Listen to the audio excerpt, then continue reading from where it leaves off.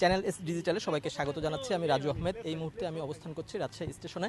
রাজশাহী স্টেশনের দুইটি ট্রেন সংঘর্ষ হয়েছে। এই সংঘর্ষের পর দুইটি ট্রেন লাইনচ্যুত হয়েছে। এই সাময়িক ট্রেন চলাচল বন্ধ রয়েছে।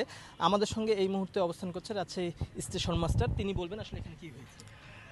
আসলে এখানে দুইটা গাড়ি ওয়াশফিটে যাচ্ছিল, একটা গাড়ি ওয়াশফিটে ঢুকতেছিল আর একটা ওয়াশফিট থেকে বের হচ্ছিল। এটা চালকদের ভুল বোঝাবুঝি, কোনো একটা ভুল বোঝাবুঝির কারণে যেটা সাইড কলিশন মানে পার্শ্ব সংঘর্ষ হয়ে আমাদের পদ্মার র্যাকের একটা গাড়ি লাইনচ্যুত হয়েছে। এটা কোনো গাড়িতে কোনো যাত্রী ছিল না, কোনো হতাহত হয়নি। কোন কোন দুইটা ট্রেন সংঘর্ষ হয়েছে আর উদ্ধার করতে কত সময় লাগবে? মানে উদ্ধারকারী ট্রেন আমাদের ঈশ্বরদী থেকে অলরেডি ছেড়ে আসছে। ঈশ্বরদী থেকে আসলে আমাদের উদ্ধার কাজ শুরু হবে। আর ক্ষতিগ্রস্ত হয়েছে বাংলাবান্ধা ট্রেন আর পদ্মা ট্রেনের একটা কোচ। কি পরিমাণ ক্ষয়ক্ষতি? পরিমাণ এটা আমরা বলতে পারবো না, মেকানিক্যাল ডিপার্টমেন্ট আছে, তারা বলতে পারবে। লাইনে কি কোন লাইনটা বন্ধ থাকতে পারবে, কোন ট্রেন বন্ধ আছে? ট্রেন বন্ধ কোনোটাই নয়, আমাদের শুধু পদ্মাটা একটু বিলম্ব হবে।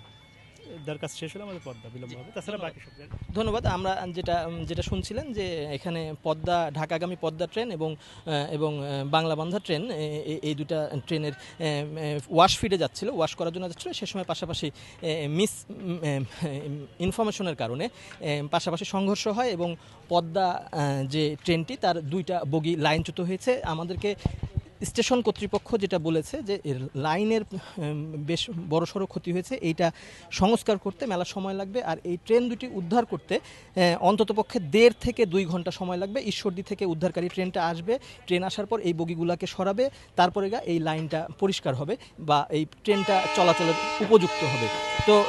তো স্টেশনের বড় ক্ষয়ক্ষতির যে জায়গা সেটা হলো যে স্টেশন রেল লাইনটা ক্ষতিগ্রস্ত হয়েছে। 2-3টা পদ্মা এবং বাংলাবান্ধা ট্রেনের